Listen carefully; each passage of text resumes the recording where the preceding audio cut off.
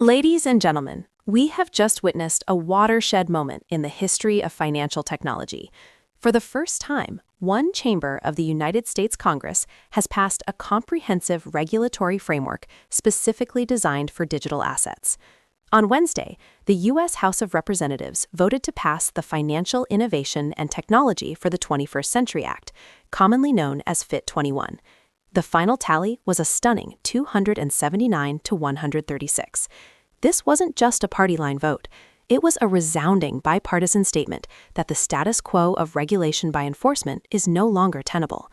In a shock to many political analysts, 71 Democrats crossed the aisle to vote yes alongside their Republican colleagues, defying the strong opposition from the ranking member of the Financial Services Committee, Maxine Waters, and arguably signaling a major shift in the political calculus surrounding cryptocurrency in Washington. So, what exactly is in this bill, and why is the crypto industry celebrating this as a massive victory?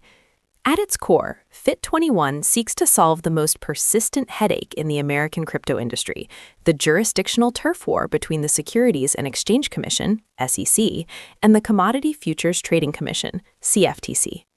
For years, SEC Chair Gary Gensler has maintained that the vast majority of crypto assets are securities, subject to strict registration laws that were written in the 1930s.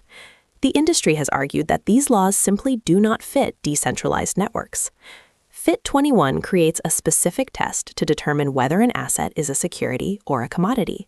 The magic word here is decentralization. Under the Act, if a blockchain network is functional and decentralized, the asset associated with it is traded as a digital commodity under the jurisdiction of the CFTC. If the network is not yet decentralized, meaning it is still controlled by a central entity or foundation, it remains under the SEC's purview. This distinction is critical. The bill defines a blockchain as decentralized if, among other things, no single person or entity has the unilateral authority to control the blockchain or its usage, and no issuer or affiliated person owns more than 20% of the digital assets outstanding supply. This provides a clear pathway for projects to start as securities while they are being built and funded, and then transition to commodities once the network is sufficiently autonomous. This is the safe harbor and pathway to compliance that the industry has been begging for. For the CFTC, this bill grants new jurisdiction over digital commodity spot markets, authority they currently lack.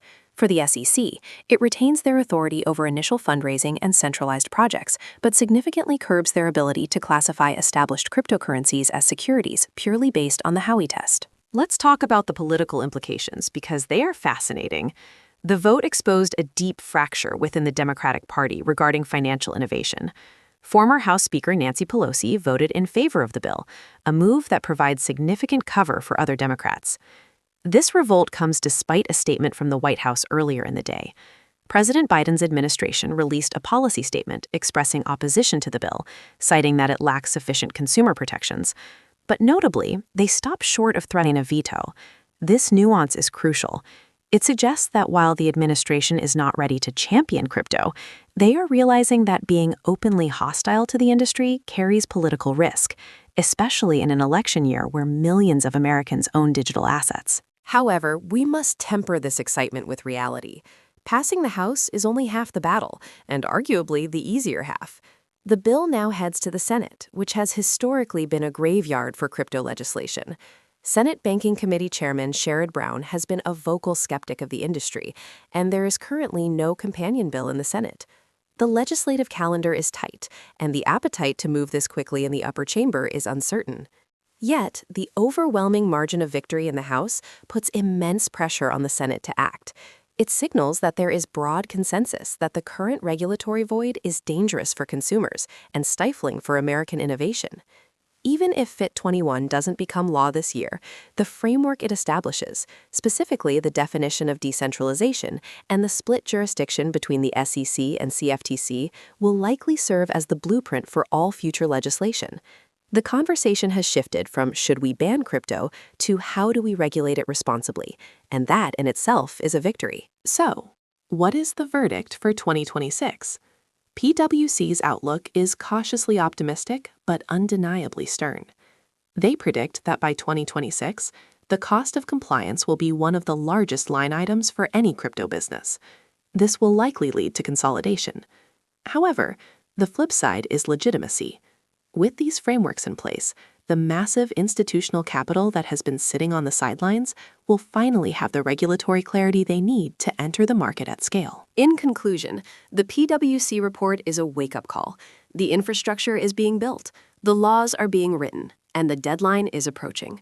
2026 will not look like 2024. As investors, we need to be aware that the market dynamics are shifting from retail-driven hype to regulatory-driven utility. Make sure you are subscribed so you don't miss our deep dive into the specific impacts on DeFi next week. Thanks for watching.